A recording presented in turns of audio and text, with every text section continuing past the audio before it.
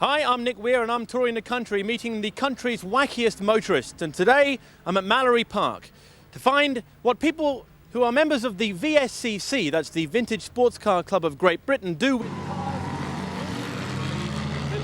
in museums. Here comes one now. Morning, sir. British Racing Green.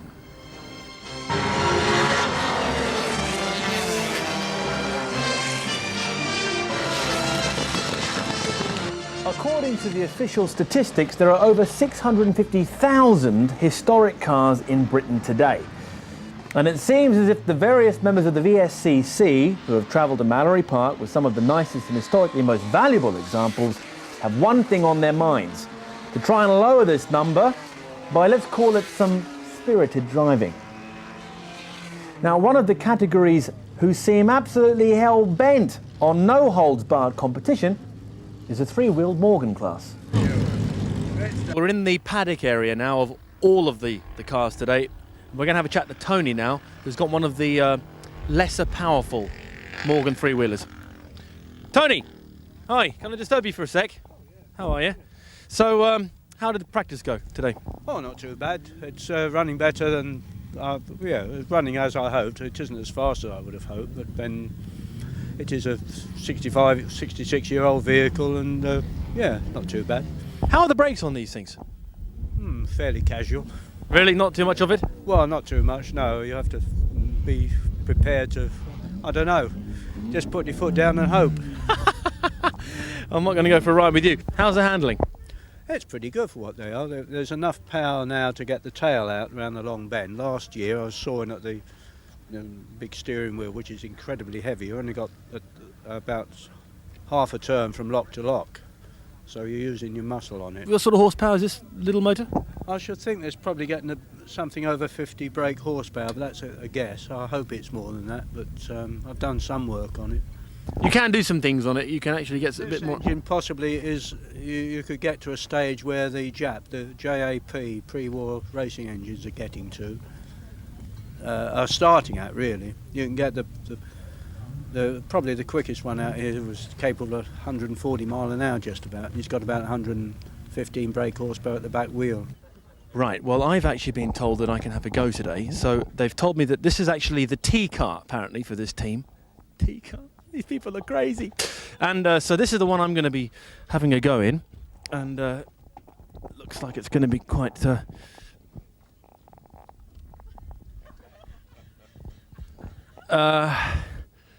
something tells me I'm not going to be driving this today. Haven't you got a bigger one?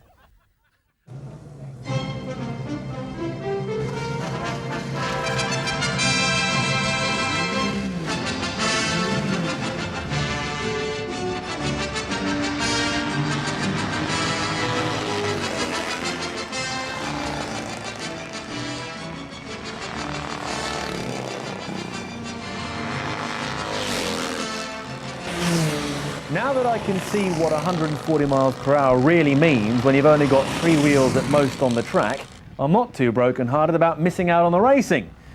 But if you think that's mad, then you've not met Peter Morley with his 24-litre Bentley. Petrol heads, get ready for an experience that will make you extremely excited. All right, maestro, music please. I'm standing back, sorry. Keep it over there, Simon.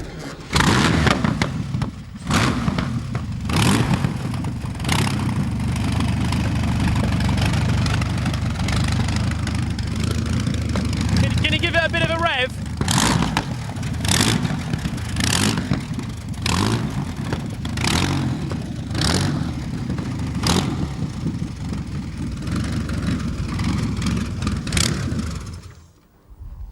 Now that is what I call an extreme machine. It's 24 litres, it does 1.5 miles to the gallon, and it's not the best of cars to use on these type of small tracks. No. What do you need? A country? Well, you need Silverstone Grand Prix circuit so you can really open the throttle up, because you've got instant wheels spin even at 100 miles an hour.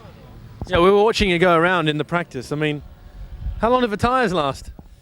If you really open it up, about 50 miles, but they're £300 each, so I tend to, as pig farming's pretty bad at the moment, I tend to, like most farmers I complain, I tend to try and make the tyres last.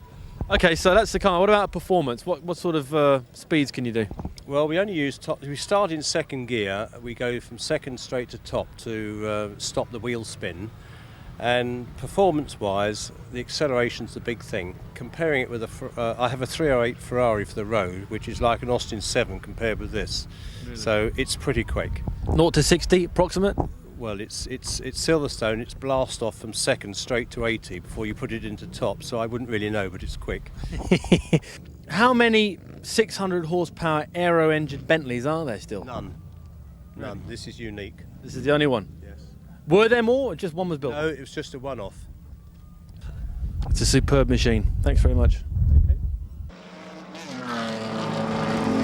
The truth is, this is a very dangerous way to have fun, but if playing Russian roulette with cars worth in many cases hundreds of thousands of pounds is what turns you on, then join the VSCC. The name of the company that makes this car is almost a palindrome for a toy yacht. Turn it the other way round and you've got a Toyota. We'll start with the good news. This is the top-of-the-range CDX 2-litre estate. Now, normally, estates, I think, are really ugly. They're sort of saloons with a box tacked on the back. But this one is gorgeous in comparison to most of its rivals, which is a surprise because it's been designed by a Toyota Pan-European committee.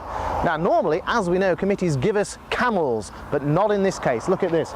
Beautifully sculpted bonnet here, smoking windows, and a backside that's positively pert, with these beautiful wrap-round large lamps that make the estate version of the Avensis look like it was properly designed from scratch. Very attractive. Full marks so far.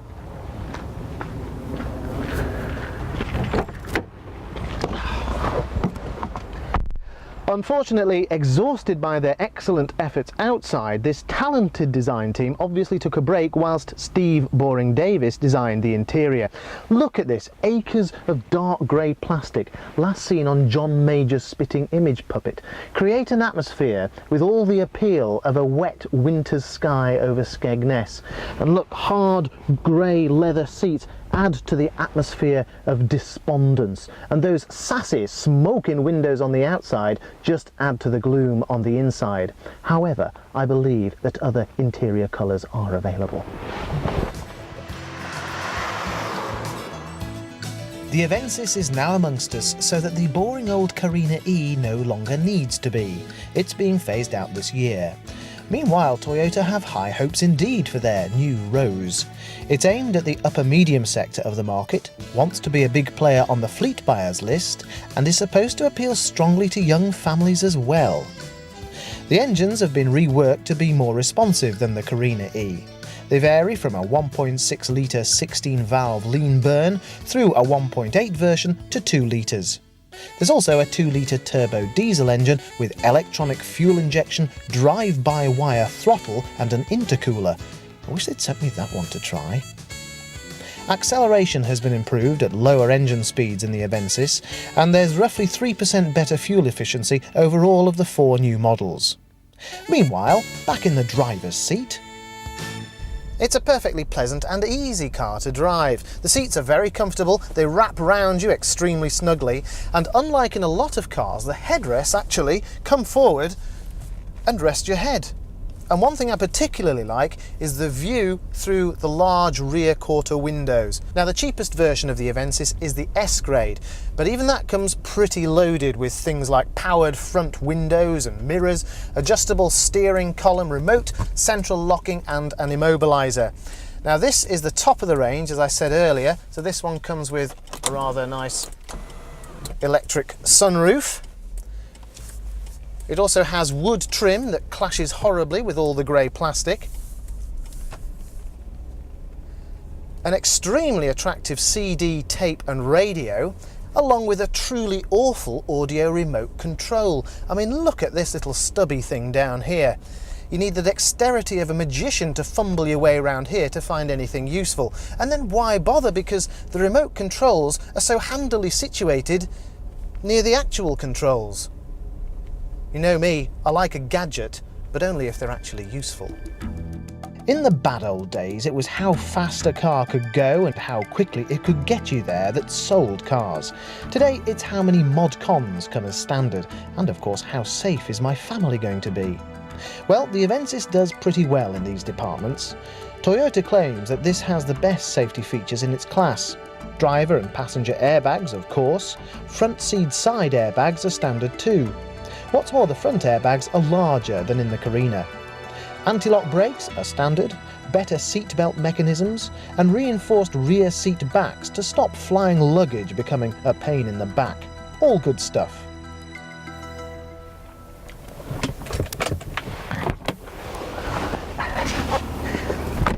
Talking of luggage, I've decided to stop here to show you how flexible things are in the back. Oh, and by the way, these luggage rails are standard on the CDX.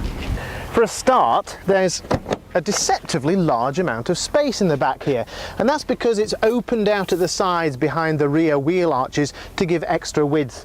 There are clasps in here to batten your luggage down, and this is rather neat too. Simple cover to hide your valuables that clips in the back, and that's also very easy to remove. A couple of levers there, and the whole thing, very light, just lifts out. And that's also true of this fabric luggage guard here, that simply unclasps too.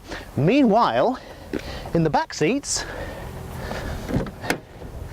lots of space, good leg room down here because the front seats have been sculpted out to give you extra room for your knees, and there's great flexibility here too. Basically, these seats can be very simply pushed down. Oh, hello. And then the back seat just pops forward like that, and the headrest comes out. Extra flexibility, extra length there, and the same on the other side. But before I show you that, there's a nice piece of storage space there. Put your drinks, a little few nibbles there. Otherwise, this seat does just the same. Clips, forward it goes. You take the backrest off, and then you've got acres of space. Rather clever.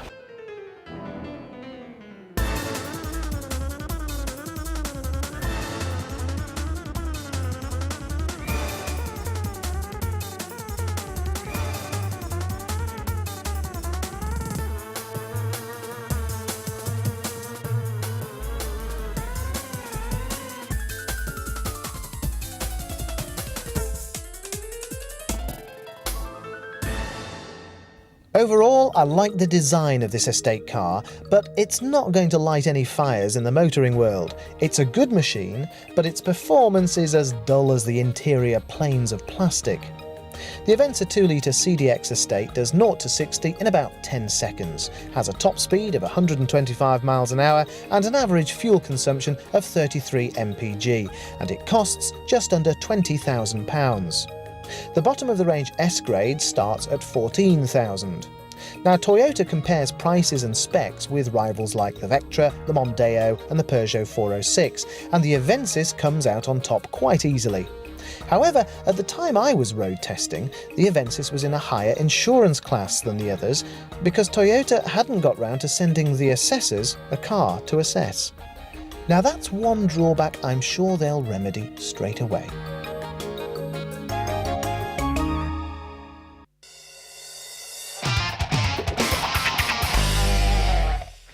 Launching an instant classic is a very difficult task. You need 3 aces in your hands. The first, you need a manufacturer with a mission, with something distinct to prove. Secondly, you have to have the media totally in your pocket. And thirdly, you need public affection, without which there will never be a classic.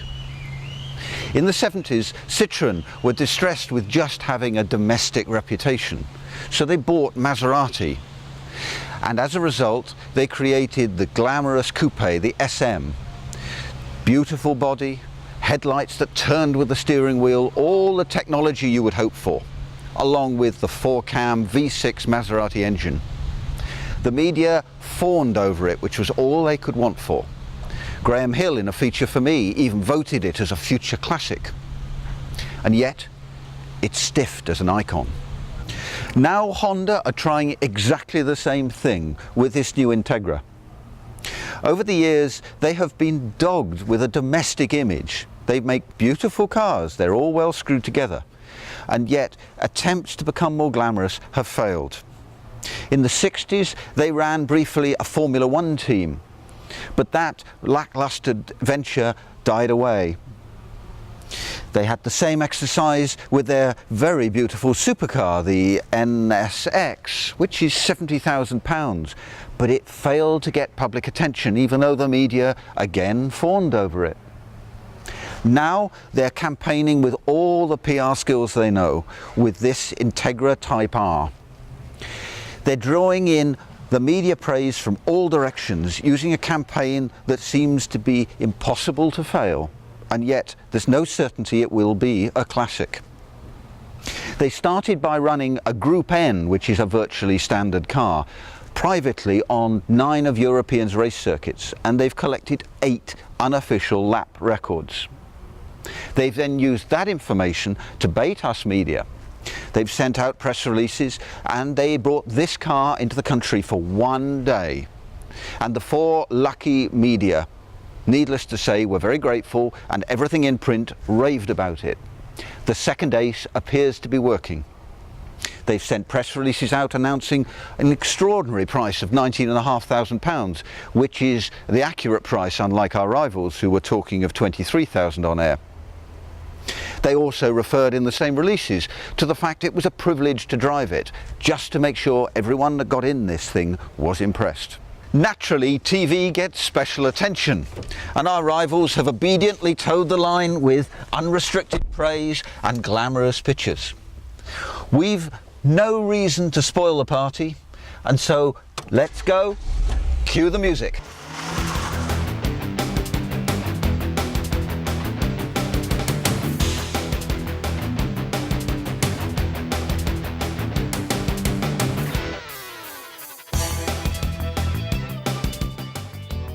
All those traditional passing shots.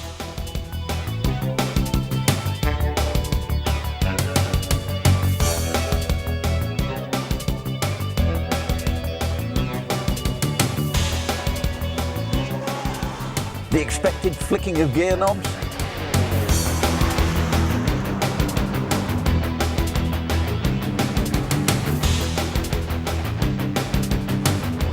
Glowing journalists have actually placed this car on a sort of high-performance altar, and certainly it is the most powerful 1.8 non-turboed engine in the world at the moment. But if you look at the figures in comparison to the stunningly styled Fiat Coupe, and you'll see that the Honda is great, but it isn't actually God.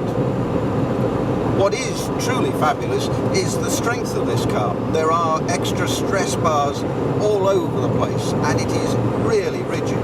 It is truly fun to throw around the circuit because the combination of the really high revs that the VTEC engine will give you and a rigid platform really makes you feel like a godlike figure. The VTEC engine itself is virtually 2 cams, with the option, the second one coming in at about 5,700 revs, which gives you another genuine power back all the way up to a staggering 9,000.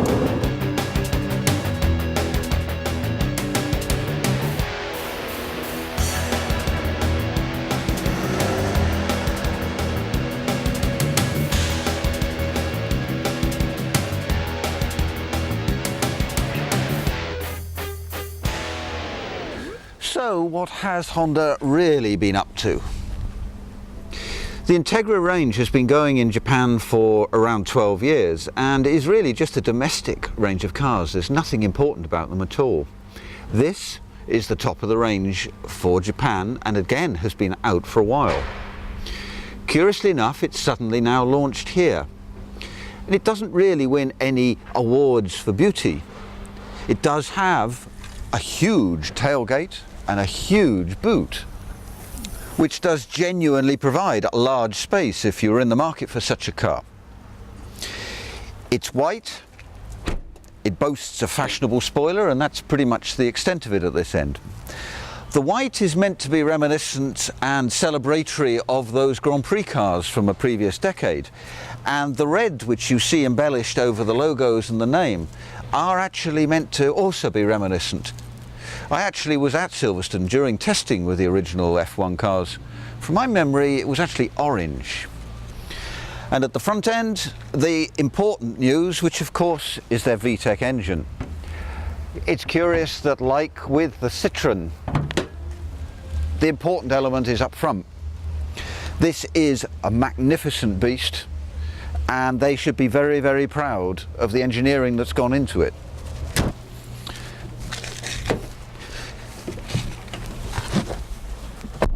Inside, it's all pretty cheap and nasty. It shows its origins as a very domestic Japanese vehicle. It's all plastic trim. Some of the journalists have actually got very carried away and talking about it being race bred, and as such there should be nothing in it. The truth is Honda have kept this car very light, so the figures are high for us. However, air conditioning, hi-fi, even a CD are listed by them in their press releases as extras. Strange analogy again with the Citroën. The glamorous seats you see are the one serious change. They're wonderful seats, they're competition seats.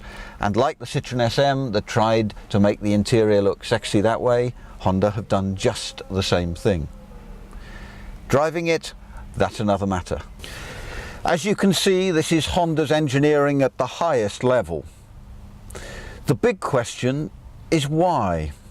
Why the Type R? Why bury such a fabulous engine in a domestic coupe? Why bring just a few hundred in at what looks to be a cut price? Perhaps, unlike our rivals, we should be looking beyond this car. Maybe back there is a stunning all-new Honda waiting to house this engine, this quite extraordinary VTEC engine. Maybe that's the future classic, not this.